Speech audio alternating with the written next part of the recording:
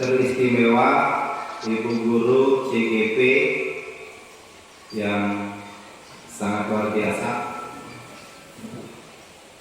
Selamat pagi, Assalamualaikum warahmatullahi wabarakatuh. Salam sejahtera bagi kita sekalian. Puji syukur kita aturkan kepada Tuhan Yang Maha Esa. Pada hari ini kita masih diberikan kesehatan, keselamatan, sehingga dapat melaksanakan rutinitas tugas keseharian kita di sekolah. Pada hari ini, Bapak Ibu Guru yang saya banggakan, saya meminta waktu Bapak Ibu Guru untuk kita bersama-sama mengikuti pemaparan materi, diseminasi, dan penerapan budaya positif di lingkungan sekolah, yaitu sekolah kita SD Negeri 5 Tolai. Semoga dengan mengikuti kegiatan ini diharapkan lingkungan belajar yang ada di sekolah kita akan berubah mengarah kepada hal-hal yang baik, hal-hal yang positif. Itu harapan kita semua. Sebelum kita melanjutkan kegiatan ini, mari bersama-sama kita untuk berdiri sejenak. Kita bersama-sama menyanyikan lagu Indonesia Raya. Kepada Ibu Gusti, dengan hormat dimohon ketersediaannya untuk memandu teman-teman sekalian. Mari Bapak Ibu kita berdiri di tengah, di tengah.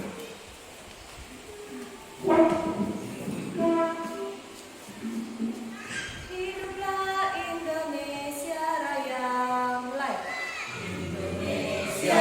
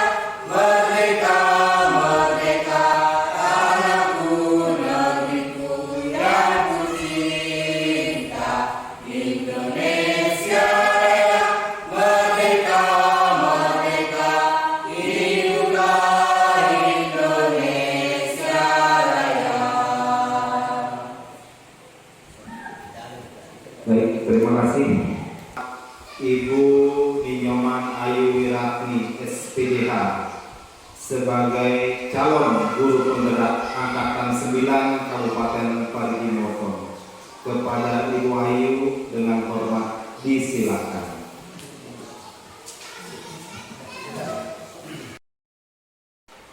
Ya baik, selamat pagi. Salam sejahtera untuk kita semua. Om Swastiastu. Yang terhormat Bapak Kepala Sekolah SD Negeri 5 Tolai, yang saya hormati rekan guru serta tenaga kependidikan SD Negeri 5 Tolai. Puji dan syukur senantiasa kita panjatkan kehadapan Tuhan Yang Maha Kuasa, karena atas rahmat dan karunia-Nya kita semua bisa berkumpul kegiatan diseminasi dan penerapan budaya positif di sekolah.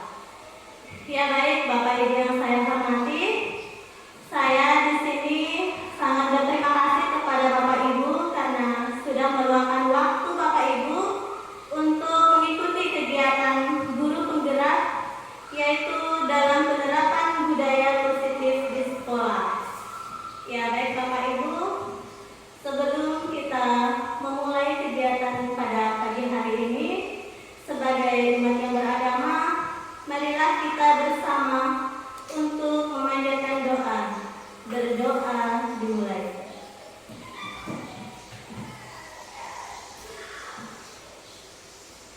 Berdoa selesai. Ya, sebelum kegiatan pada hari ini kita mulai, Bapak Ibu, saya persilakan untuk berdiri dulu sejenak.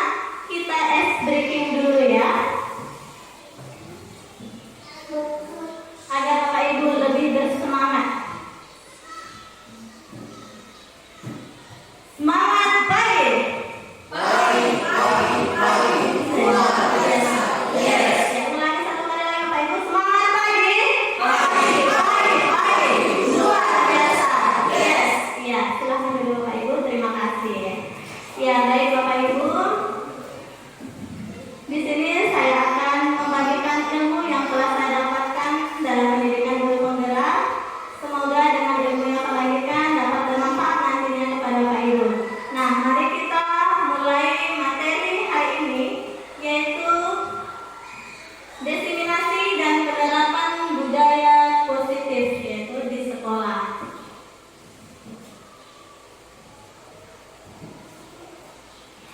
Iya baik. Sebelum kita membahas tentang budaya positif, khususnya di sekolah, saya ingin menanyakan dulu kepada Bapak Ibu, apa yang ada di pikiran Bapak Ibu mengenai budaya? Ada yang bisa? Ya, silakan Pak Firman. Budaya adalah sesuatu kebiasaan yang berkembang terus-menerus di masyarakat. Iya, luar biasa. Berikan aplaus dulu untuk Pak Firman. Iya, terima kasih Pak Firman. Ada yang bisa lagi? Apa yang ada dalam pikiran Bapak Ibu tentang budaya? Ya, silakan Pak Firman. Iya, terima kasih Bu. Kalau menurut saya, budaya itu adalah sesuatu yang susah dihilangkan atau dirubah dalam kebiasaan bermasyarakat. Iya, luar biasa sekali. Berikan tepuk salut. Jempol.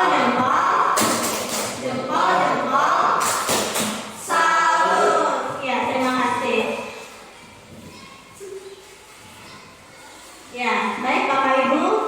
Budaya dapat tersimpulkan tadi adalah suatu kebiasaan-kebiasaan yang dilakukan oleh seseorang secara turun-temurun ya. Nah, budaya jika ditambahkan dengan kata positif di depannya menjadi budaya positif. Nah, di sini budaya positif adalah budaya yang baik yang akan dilakukan secara terus-menerus yang bisa memberikan yang terbaik ke depannya. Budaya positif di sekolah yaitu nilai-nilai dan kebiasaan-kebiasaan di sekolah yang berpihak pada peserta didik agar mereka dapat berkembang menjadi pribadi yang kritis, penuh hormat dan bertanggung jawab. Nah, Bapak Ibu, apa saja contoh budaya positif yang harus diterapkan di sekolah? Ada yang bisa? Silakan Ibu Gusti. Saling menghargai, kemudian sopan santun, pakaian rapi dan jujur. Iya, luar biasa sekali. Ada lagi? Ya, Ibu Lydia. Bertanggung jawab. Bertanggung jawab.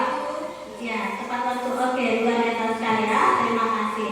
Jadi, contoh budaya positif yang harus kita terapkan di sekolah adalah salah satunya bertanggung jawab, disiplin, ya, sehingga bisa membentuk disiplin positif nantinya kepada siswa.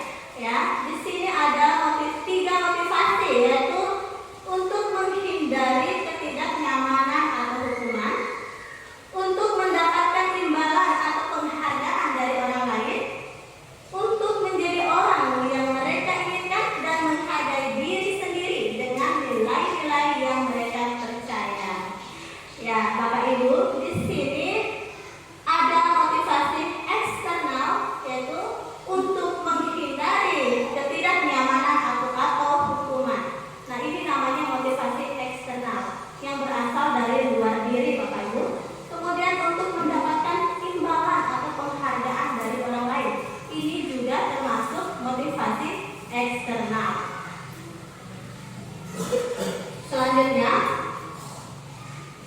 jika motivasi internal ini adalah untuk menjadi orang yang mereka inginkan dan menghargai diri sendiri dengan nilai-nilai yang mereka percaya. Itu motivasi internal. Nah, motivasi internal haruslah kita terapkan di dalam diri seorang siswa, Bapak Ibu. Karena apabila siswa memiliki motivasi internal, dia akan terdorong dalam dirinya untuk melakukan hal-hal yang baik tanpa harus kita menghukumnya atau tanpa kita harus memberikan penghargaan atau pujian. Maka hal-hal baik itu atau kedisiplinan itu akan langsung muncul dari dalam dirinya, ya, termotivasi dari dalam dirinya. Itu motivasi internal, ya.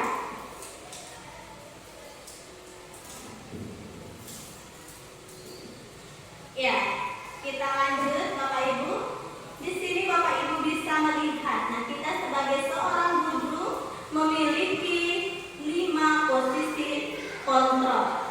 Nah, coba Pak Nyaman, apa posisi kontrol yang pertama? Sebagai Pak Nyaman ada? Oke, penghukum. Ibu Nur yang kedua sebagai? Oke, pembuat merasa bersalah. Kak Wayan? Ya, sebagai teman. Bu Lydia? Pemantau. Oke, yang terakhir adalah sebagai manajer. Ya, di sini ada 5 posisi kontrol. Nah, di antara kelima posisi kontrol ini, ya, kira-kira yang sering Bapak Ibu terapkan di sekolah yang mana? Yang sering Bapak Ibu terapkan? Ya, sebagai teman, ya. Kemudian pemantau. Ya. Oke, pernah juga membuat merasa bersalah, ya. Ya, baik, kita lihat bersama-sama. Ya, kita lihat bersama-sama yang telah saya layangkan di depan. Ini ada kalimat patuhi aturan saya. Ya, ini dengan kata-kata yang kasar. Patuhi aturan saya, awas kalau tidak. Kemudian kamu selalu saja terlambat. Kemudian selalu dan pasti selalu terakhir selesai. Nah, ini menurut Bapak Ibu di antara kelima posisi kontrol, yaitu penghukum, teman, pembuat rasa bersalah, manajer, dan pemantau. Yang mana menurut Bapak Ibu? Ya, ya, kalau bagus nih pembuat rasa bersalah. Penghukum, ayo. Yang lain? Penghukum. Oke, kita buktikan hari ini. Patuhi aturan saya, awas kalau tidak. Ya, baik. Ini adalah posisi kontrol seorang guru sebagai penghukum, ya Bapak Ibu. Nah, di sini konsekuensi dari akibat penerapan peran kontrol penghukum adalah kemungkinan murid marah dan mendendam atau bersifat agresif. Ya Bapak Ibu, bisa jadi sesudah kembali duduk murid tersebut akan mencoret-coret bukunya atau meja tulisnya, bahkan lebih parah lagi. Ya, kita lanjut. Nah, di sini ada kalimat. Nah, ini bagaimana ya? Ini dengan kata yang lembut, suara yang lembut. Nah, ini bagaimana ya? Kamu ini bagaimana? Kamu sudah berjanji sama Bapak tidak akan terlambat lagi. Kamu senang ya mengecewakan Bapak? Nah, ini menurut Bapak Ibu yang mana? Tidak apa-apa salah Bapak Ibu. Teman, oke. Pak Nyaman? Pemantau. Salah. Salah. Ya, Pak Wayan?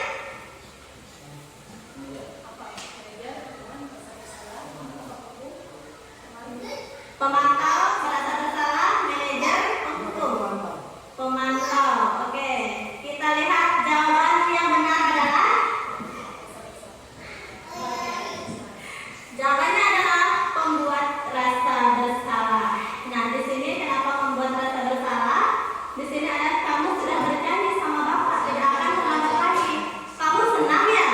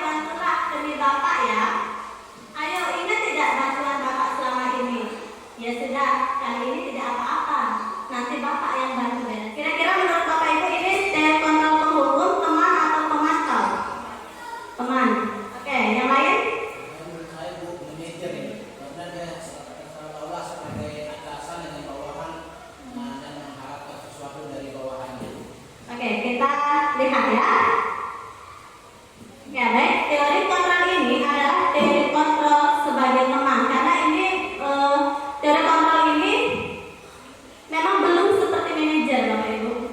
Kalau manajer itu lebih bijaksana. Nah, mari kita lihat kekurangan dari teori kontrol ini. Nah, dampak negatif dari posisi teori kontrol teman, bila suatu saat guru tersebut tidak membantu, maka murid itu akan merasa kecewa dan berkata, saya pikir Bapak adalah teman saya. Murid akan merasa dikecewakan dan tidak mau lagi untuk berusaha. Itu yang membuat ya seorang guru itu kayak tidak memiliki wibawa. Ya, itu teori kontrol teman, dampak negatifnya.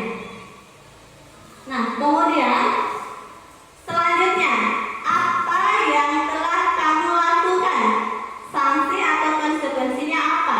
Di sini ada guru dan siswa. Siswa bernama Adi. Kamu terlambat 15 menit. Apakah kamu sudah mengerti konsekuensi yang harus dilakukan bila terlambat? Paham Pak, saya harus tinggal kelas pada jam istirahat nanti dan mengerjakan tugas ketertinggalan saya. Gurunya, iya benar. Nanti pada saat jam istirahat, kamu harus tinggal di kelas untuk menyelesaikan tugas yang tertinggal tadi. Saya tunggu. Ya, demikian kata gurunya. Kira-kira ini yang mana? Manajer. Ayo yang lain. Manajer, pemantau, hukuman, teman, merasa bersalah. Pemantau. Oke, kita lihat. Ya, benar sekali Bapak Eman. Ini adalah pemantau ya. Nah, di sini setiap teori kontrol ada kelebihan dan ada kekurangannya Bapak Ibu. Di sini pemantau juga memiliki konsekuensi. Ya, dari penerapan ini murid memahami konsekuensi yang harus dijalankan karena telah melanggar salah satu peraturan sekolah. Ya, seperti tidak membuat PR tadi. Guru tidak menunjukkan suatu emosi yang berlebihan pada teori ini, menjadi marah atau membuat merasa bersalah. Murid tetap dibuat tidak nyaman. Nah, ini di antara teori kontrol ini tetap murid merasa tidak nyaman dari keempat teori kontrol yang sudah saya jelaskan tadi. Ada saja ketidaknyamanan murid yang dibuat oleh gurunya. Padahal ya ini termasuk, padahal ini boleh juga dikata bagus untuk diterapkan sama murid, tapi tetap murid memiliki rasa tidak nyaman dengan harus tinggal kelas pada waktu jam istirahat dan mengerjakan tugas. Guru tetap harus memantau murid pada saat mengerjakan tugas di jam istirahat karena murid tidak bisa ditinggal seorang diri. Ya, demikian Bapak Ibu, setiap teori kontrol memiliki kelebihan dan kekurangan. Yang terakhir, ya yang terakhir di sini ada percakapan ya antara guru dan adik. Nah, apakah kamu mengetahui jam berapa sekolah dimulai? Tahu Pak, jam 7. Gurunya, ya jadi kamu terlambat. Kira-kira bagaimana kamu akan memperbaiki masalah ini? Adik, saya bisa menanyakan teman saya Pak untuk mengejar tugas yang tertinggal. Nah, gurunya bilang begini, baik, itu bisa dilakukan. Apakah besok akan ada masalah untuk kamu agar bisa hadir tepat waktu ke sekolah? Tidak Pak, saya bisa hadir tepat waktu. Baik, saya hargai kamu untuk memperbaiki diri. Nah, ini adalah posisi kontrol yang mana Bapak Ibu? Ini sepertinya gurunya ini seperti seorang yang bijaksana ya. Ini gurunya, saya ada di kamu untuk memperbaiki diri. Ya, manajer, ada yang lain? Manajer, Pak Yaman? Teman sejawat, ya, yang mana yang benar? Ya, baik, ini adalah posisi kontrol sebagai manajer. Ya, di antara kelima posisi kontrol ini memiliki kelebihan dan kekurangan. Namun yang paling baik adalah selain pemantau adalah paling baik itu adalah manajer Bapak Ibu. Kenapa manajer? Nah, di sini posisi manajer, guru akan mengembalikan tanggung jawab pada murid untuk mencari jalan keluar permasalahannya. Ya, di sini guru membantu murid untuk mencarikan solusi sehingga tertanamlah motivasi internal di dalam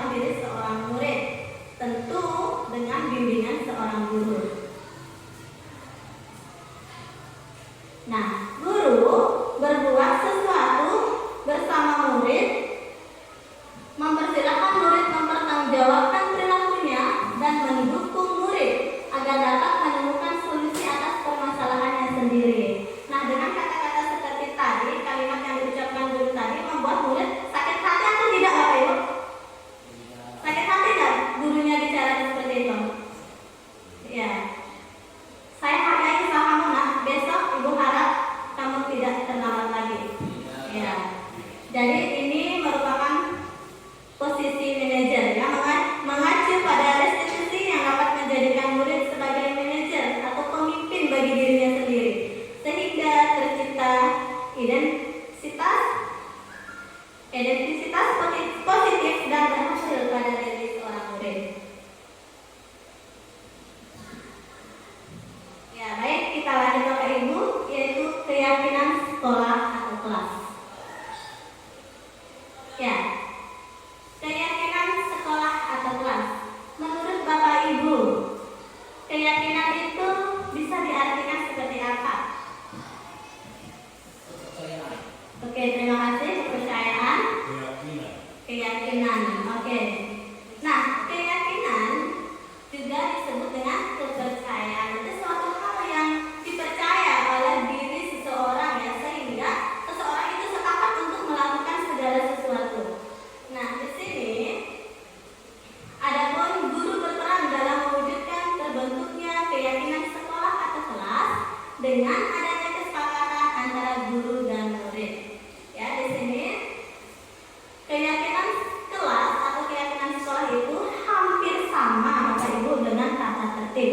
Ya, biasanya kita membuat tata tertib di sekolah itu anak-anak tidak boleh membuang sampah sembarangan. Tapi di dalam keyakinan kelas yang kita terapkan di sekolah ini berbeda. Bedanya adalah pada kata-kata positifnya, ya. Di sini di dalam keyakinan kelas ini harus positif kata-katanya. Ya, tidak boleh membuang sampah sembarangan, diganti jagalah kebersihan lingkungan. Ya, tidak boleh berbohong, itu tata tertib, diganti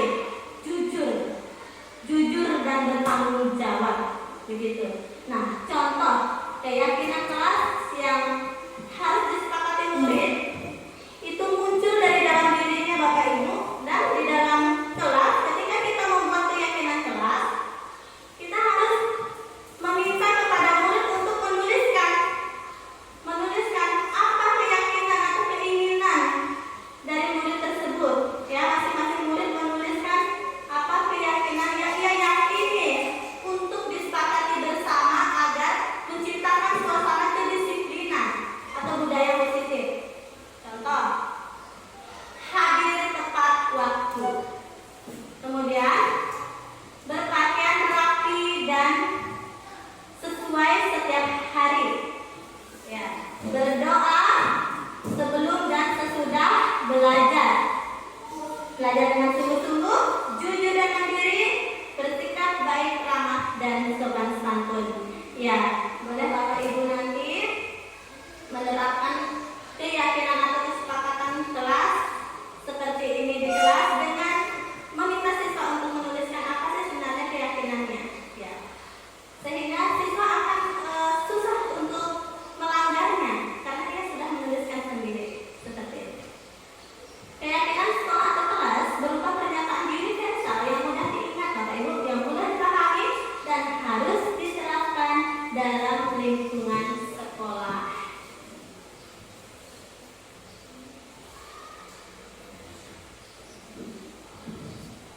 Ya, baik, ini terakhir adalah tentang segitiga restitusi, ya Bapak Ibu, bisa dilihat di situ. Nah, di sini di dalam segitiga restitusi ada 3 bagian, yaitu menstabilkan identitas, validasi tindakan yang salah, menanyakan keyakinan. Ya, itu ada 3 bagian-bagian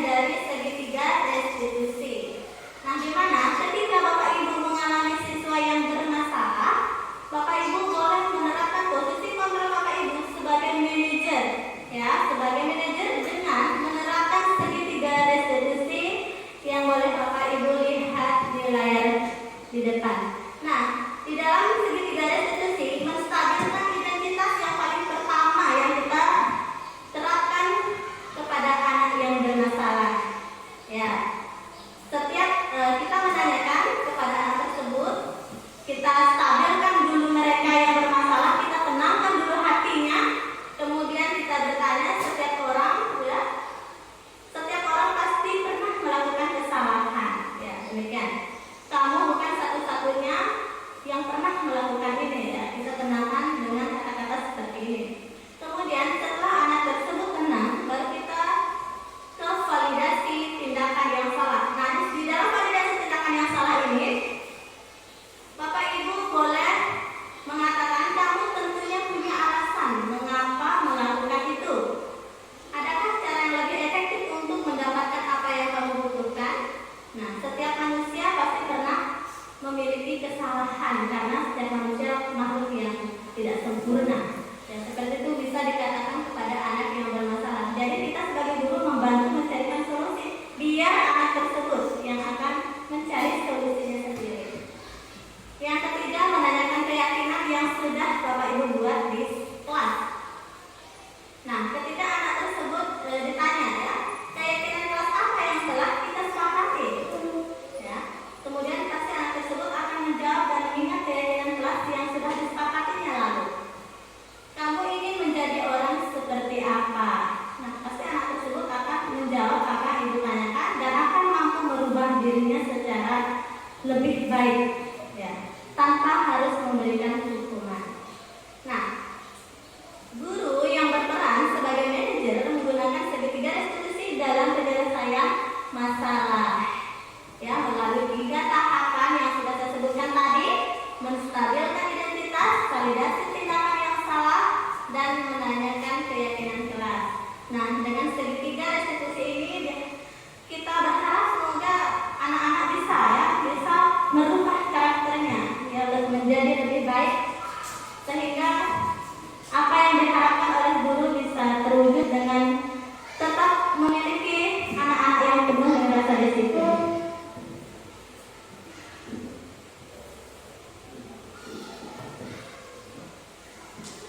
Ya, Bapak Ibu, menstabilkan identitas seperti tadi, ini ada kata-kata yang bisa diucapkan atau dikatakan kepada anak, yaitu berbuat salah itu tidak apa-apa.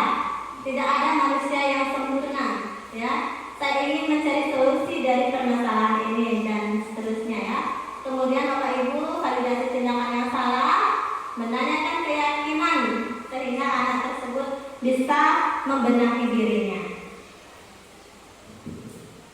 Ya, kemudian kesimpulan materi kita pada pagi hari ini adalah budaya positif harus dibangun untuk menumbuhkan motivasi internal dengan melaksanakan disiplin positif bagi murid yang nantinya ikut berpengaruh kepada pencapaian visi dan misi sekolah.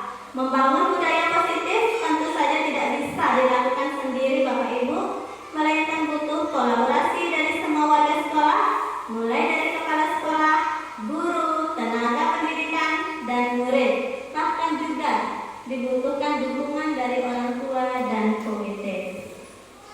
Ya, baik Bapak Ibu, demikianlah materi yang dapat saya sampaikan pada pagi hari ini tentang penerapan budaya positif di sekolah. Semoga apa yang saya berikan dapat bermanfaat bagi Bapak Ibu.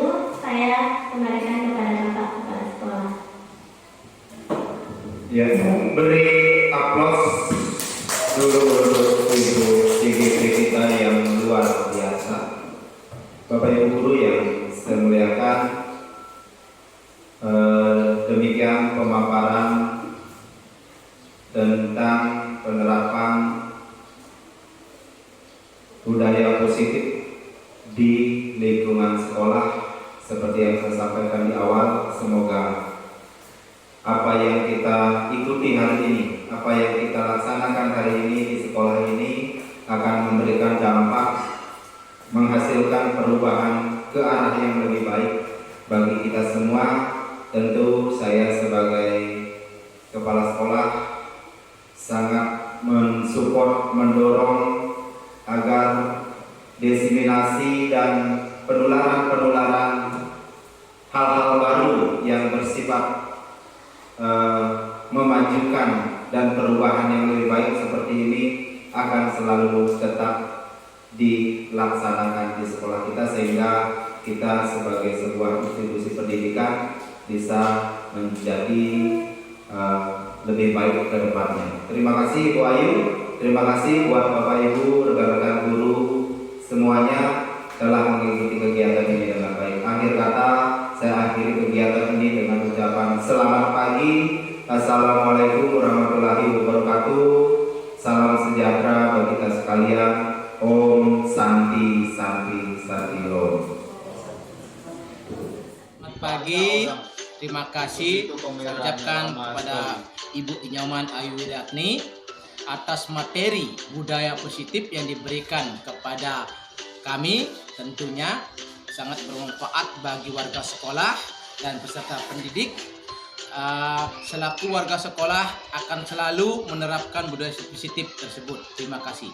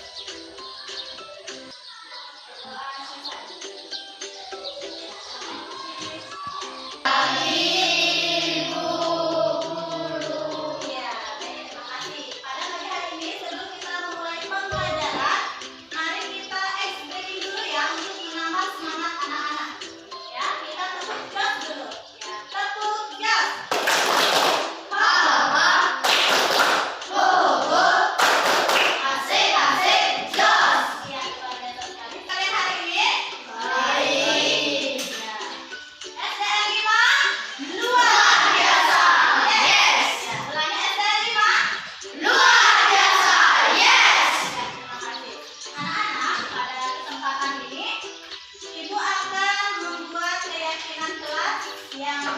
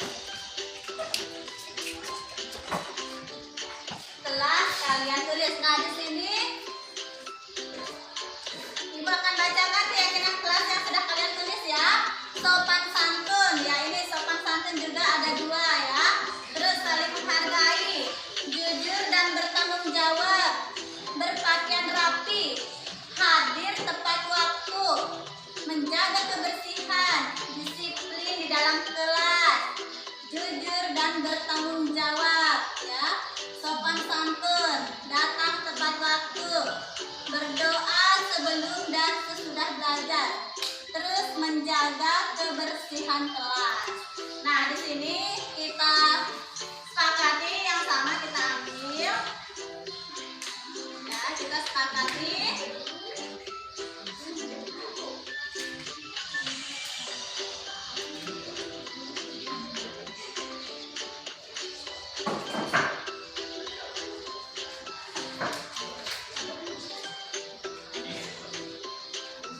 Nah, menjaga kebersihan kelas ya ada dua juga.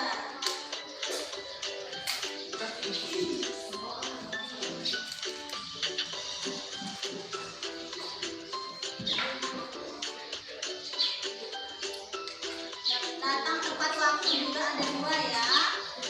Ya, di sini kita akan menemukan keyakinan kelas yang sangat paling terpenting ya. Ya, ini sudah didapatkan. Ya, sopan santun